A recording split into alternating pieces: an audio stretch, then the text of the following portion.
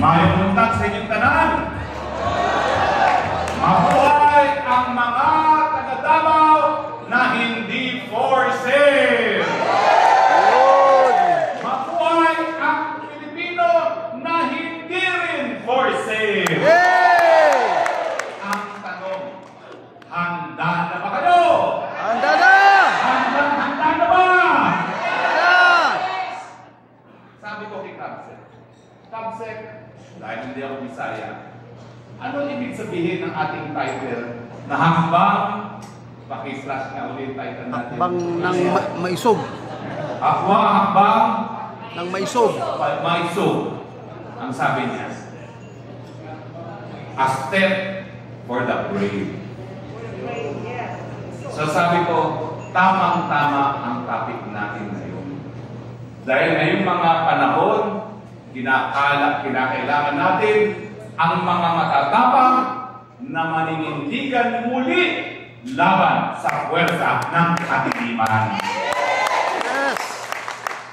Mantakin ninyo, nung minsan napakatagal ng panahon na namuno, binigyan natin yung pangalawang pagkakataon.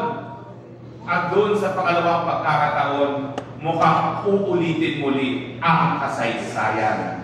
Nako! Ano ba ang ibig sabihin nitong bribery initiative na ito? Ang nais nila, mawala ng boses sa mga senador sa pagbibigay ng mga proposed revisions o pagbabago sa ating saligang batas. Alam natin na kapag nagkaroon ng joint voting, ang masusunod ay ang gusto ng isang tamba at ang kanyang mga Los! ayun naman, tamba na lang abbreviation. Yan ang lingwahe ng mga Gen Z. Si Tambi. Tambi ang tawag dyan, hindi na fool. Bakit? Sinubukan kasi nila na yung isang taga-Davao siraan ng gusto nang mawala ang banta sa susunod na eleksyon sa 2028. Anong nangyari? Ibinato na ang lahat. Tumaas pa ang trust and performance. Yes! Pinagkaisahan, linait. Pero ngayon, sa survey, lumamang pa kaysa sa pinakamalapit na kalaban na taga-Senado. At si Tambi, anong nangyari? Tumaas din siya. Dahil ngayon, from 0.3, 0.8 na siya. Kaya ngayon, kung hindi mananalo sa eleksyon, buwagin ang presidente, palitan ng prime minister na ang mga pagboboto ay kasama niya sa Tambi Incorporated. Ang tanong, payag ba kayo? Payag ba kayo? Hindi lang yun. Hindi lang yan nais maging chief executive officer na walang mandato sa taong bayan. Ang gusto pa niya ay forever without limits. Wow! Ang tanong, paano pa kayo? Hindi kayo malakas eh. Paano pa kayo? Sana naririnig si Tambi Incorporated. Tanggalin mo ang iyong influx, Tambi Incorporated. Ayaw namin sa'yo. Correct! Tama! Kapag nagtagumpay ang kanilang ninanais na magpasasa sa posisyon habang buhay, asahan ninyo ang mga leaders na narito ngayon handa makipaglaban para protektahan ang demokrasya.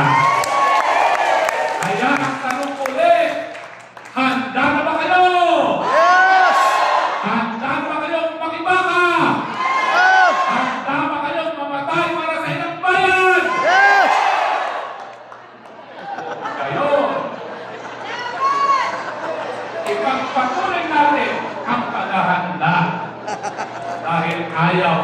Tatay Digong.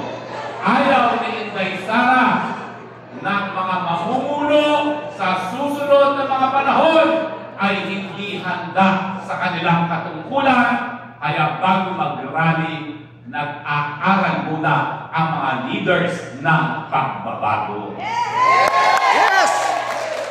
Kaya mga inaantok, ibibigay namin kayo sa Tambi Incorporated.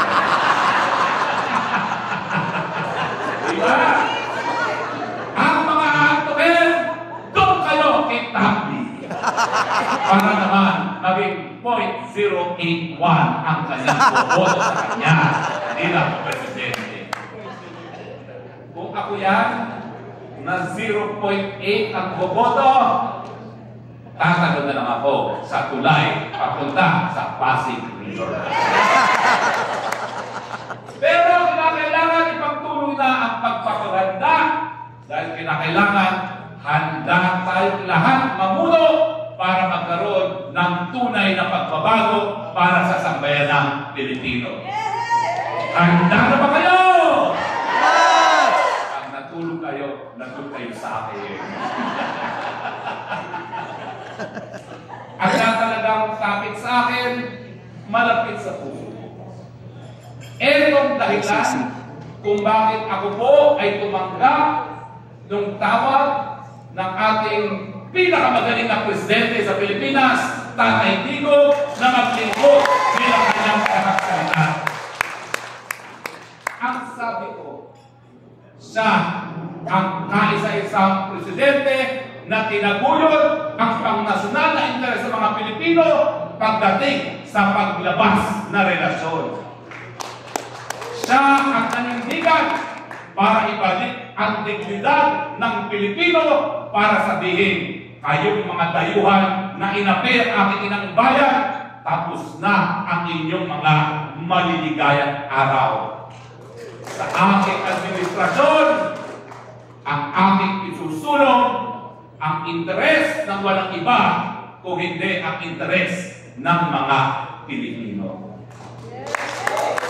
At ito ang ibig sabihin nung tinaguyod ng ating Presidente Rodrigo Roa Duterte ang isang malaya at independyente panglabas na polisiya o independent foreign policy.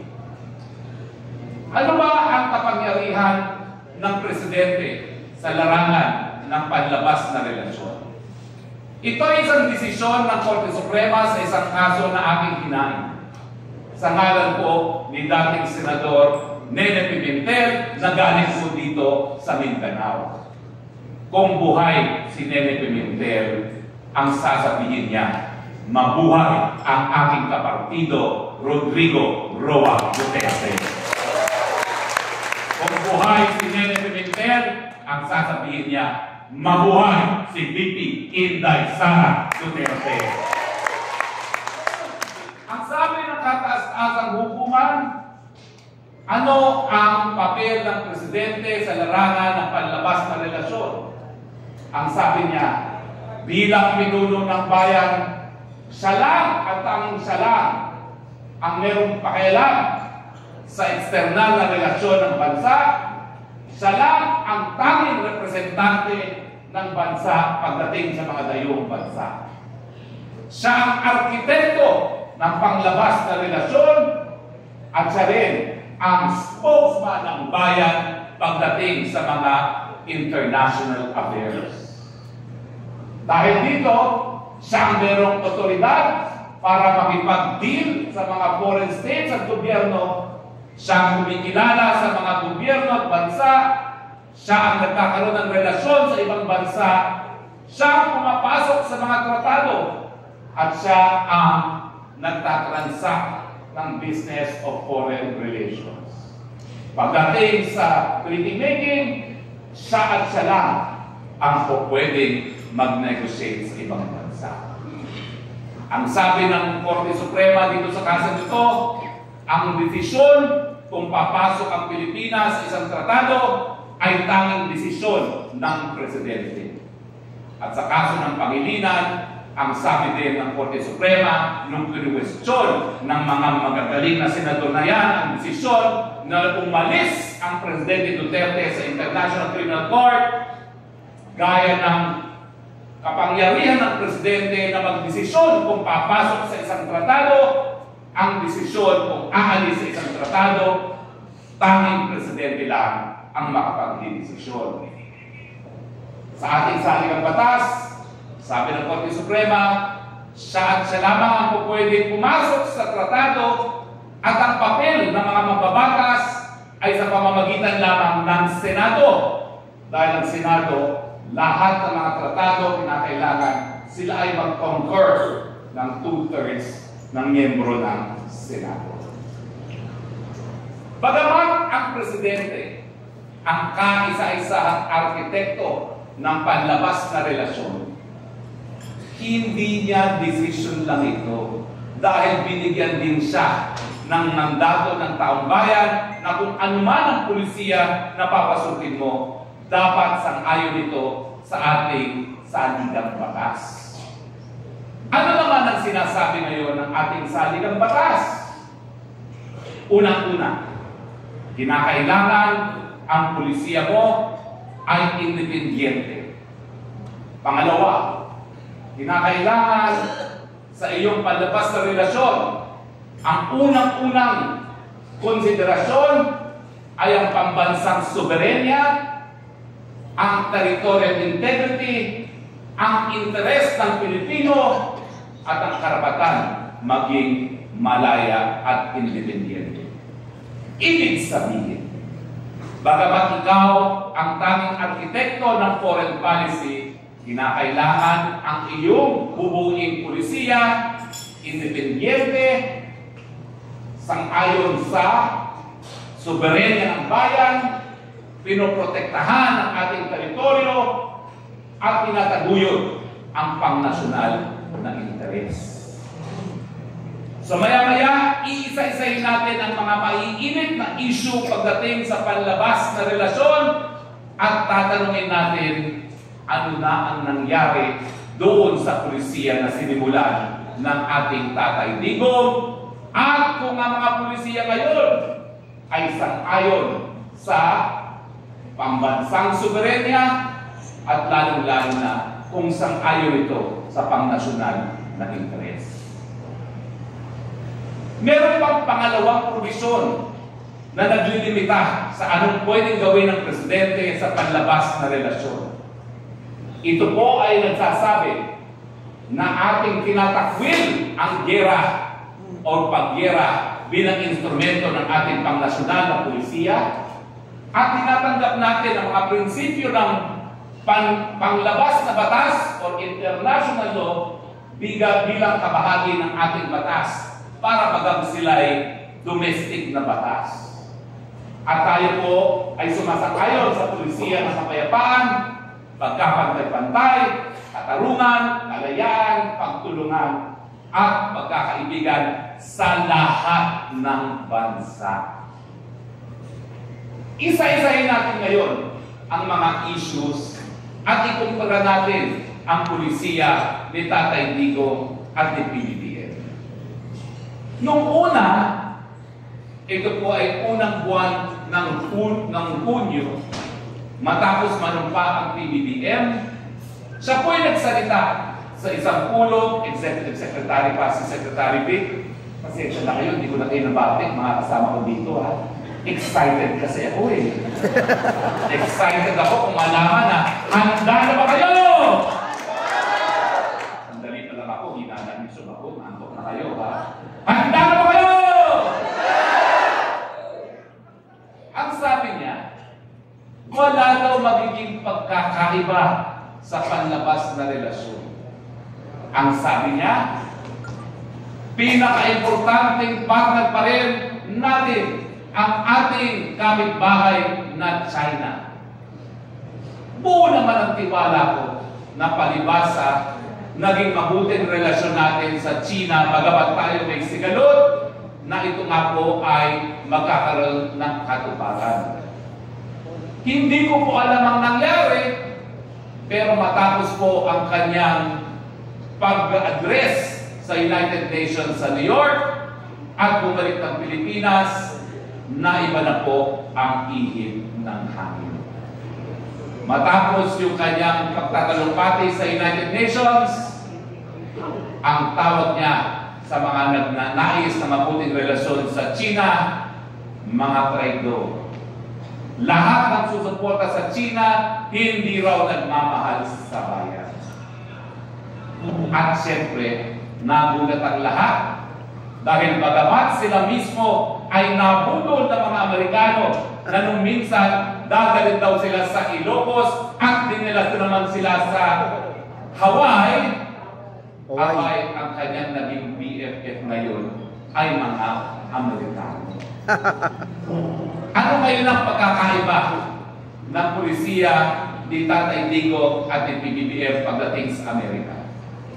Si Tatay Digong kasi ay estudyante ng kasaysayan. Alam niya na mayroong interes ang Amerika sa Pilipinas nang tayo'y binili nila mula sa mga Espanyol sa panahon na tayo po ay nakapagtatag na ng kauna-unahang republika sa buong Asya, ang Republika ng Pilipinas. Yung isang papel na isinulat ko, ang sabi ko na, pwede bang ibenta ng Espanya ang Pilipinas? Ang sagot, well, siguro po pwede. Pero noong mga panahon na yun, na nagdeklara na tayo ng ating kalayaan sa mga Espanyol, ano ang nabili ng Amerika? Siguro Intramuros. Kasi noong mga panahon na yun, ang mga Kastila nasa Intramuros na lamang. At ang buong Pilipinas ay nagdeklara na ng kanilang kalayaan mula sa mga Espanyol. Pero alam niyo ba, nung bumisita si President Trump dito para sa ASEAN Summit, rinig na rinig ko na ang sabi ni President Trump, the best decision, the best real estate decision we ever made was when we purchased the Philippines. Pumunta po sila dito, binili nila tayo. Bakit? Unang-una, alam nila na kinakailangan nilang magbenta, magkaroon ng merkado para sa kanilang mga kalakal, lalo-lalo na dahil ang Asya ang pinakamaraming mga populasyon. Ang target nila talaga ay ang China. Dahil ang China nung paman, ang pinakamalaking populasyon na. At paano nila makukuha ang China kung wala silang entry point, kumbaga. So yung desisyon na bilhin tayo dahil tayo po ang susi para makapasok sila sa Asya at sa China. Bukod pa yan, alam nila na ang tanging kalakal na nangyari ng panahon ng Espanyol ay ang pangangalakal sa ginto. Noong mga panahon na yon, ang pera ng mga bansa nakatali sa kanilang ginto na hinahawakan. Kung ang tanging kalakal ng panahon ng mga Espanyol na tumagal ng 300 plus years ay ginto lamang, abay, sabi ng mga Amerikano, maraming ginto dyan bukod sa ginto na hawak-hawak ni Sandra Ham. Nasuot-suot si Sandra Ham. Hindi naman ginto dyan. At totoo naman po, ang Pilipinas namumuna pa rin sa buong mundo sa ginto. So meron silang interes dun sa strategic importance ng Pilipinas, meron silang interes sa natural resources ng Pilipinas, lalong-lalo na sa natural resources ng Mindanao, na sa ngayon namumuna sa produksyon ng ginto, namumuna sa produksyon ng nickel na ginagamit nila ngayon para sa electronic vehicles. So ang sabi ni President Trump, that was the best real estate decision that America ever made.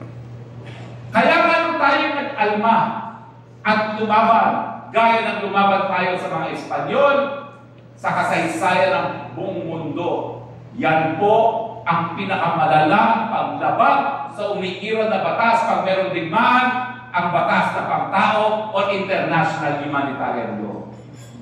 Bawal targetin ng mga sibilyan sa panahon ng digmaan. Ang ginawa ng mga Amerikano, patayin ang lahat na may buhay sa samar, pati aso at pusa.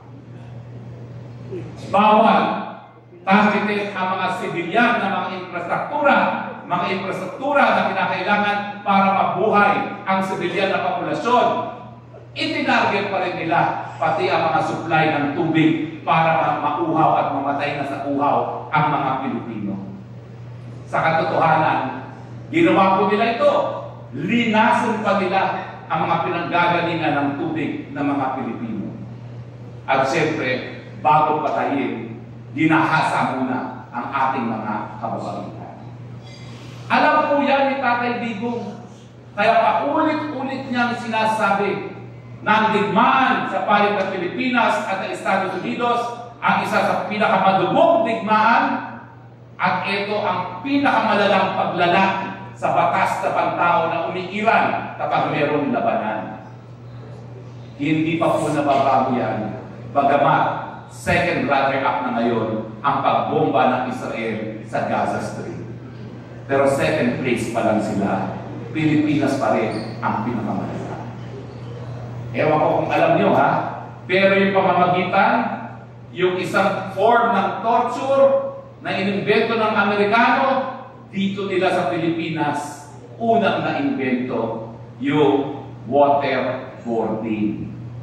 Pahihigain ka ng patihaya, lalagyan ka ng dipo sa bibig, bubuhusan ka ng tubig, ang mararamdaman mo para kang nalulunod. At gagawin nila yan, hindi lang minuto, kundi oras ang tagal. So yan ang konteksto ng relasyon natin sa Amerika. Pero nakita ng mga Amerikano na lalaban at lalaban ang mga Pilipino at hindi magpapasupit uli gaya ng linabanan ang mga Kastila. Anong ginawa nila? Hindi sapat na patayin natin sila. Ang gawin natin, sakupin nila datin sila sa ibang pamamaraan at ginawa po nila yan sa pamamagitan ng edukasyon. Totoo, hindi naman talagang 100% na masama ang ginawa nila na nagbukas sila ng pampublikong mga paaralan. Pero ang tinuro nila, ang mga Amerikano narito dahil nais lang nilang makatulong sa mga Pilipino. Ang mga Amerikano narito dahil kinakailangan matuto tayo ng demokrasya sa kanila. Ang mga institusyon ng Amerika ang pinakamagaling, kaya kinakailangan sumunod ang mga Pilipino sa kanilang politikal na mga institusyon. Kaya ngayon, ang gusto ng Pilipino ay airport imbis na durian. Bakit? Kasi sabi ng mga Amerikano, this durian, it smells like shit. Eh ano ba yun? Huwag ka kumain, mabuti nga sa'yo. Diba? So ang pananakot ay hindi lang nangyari sa pamamagitan ng lantarang pagpatay sa mga Pilipino, sinakop din nila ang ating mga isipan. At yan ay nakita ko bilang lumaki sa dekada 60 at 80 ng aking mga magulang, produkto ng public school, naku talaga. Bagamat karamihan ng mga edad ng aking nanay ay talagang hindi matatanggap ang mga Hapon dahil sa kanilang mapait na karanasan ng pangdalawang daigdigang digmaan, ay naku, talaga naman ang mga edad ng nanay ko. We love America. We love MacArthur. He promised to return and he did return. Pero ano ba ang ginagawa ng Amerika? Unang-una, dahil malaking populasyon ng Pilipinas, ang Pilipinas ay 110 million, ang Amerika 300 million lamang, na ikukumpara mo sa ating land population, 10 beses sa kanilang kalupaan, kumpara sa Pilipinas, malaking merkado. Pangalawa, alam nila na dahil hindi nga sila naging kolonyal noong panahon ng dekadang 1900s, hindi gaya ng mga Europeans, bumili na sila ng sarili nilang kolony. Tingin ko, meron talaga silang inferiority complex sa mga puti na Europeans. Kayo lang kung merong kolony, ako rin, bibili ako. At yan ang Pilipinas. Bukod sa merkado, winagaybuhay nila tayo bilang kanilang colony para sa kanilang tingin maging ka-level na nila ang mga Europeans. Kasama ng mga Ingles na sumakop sa kanila nung minsan. At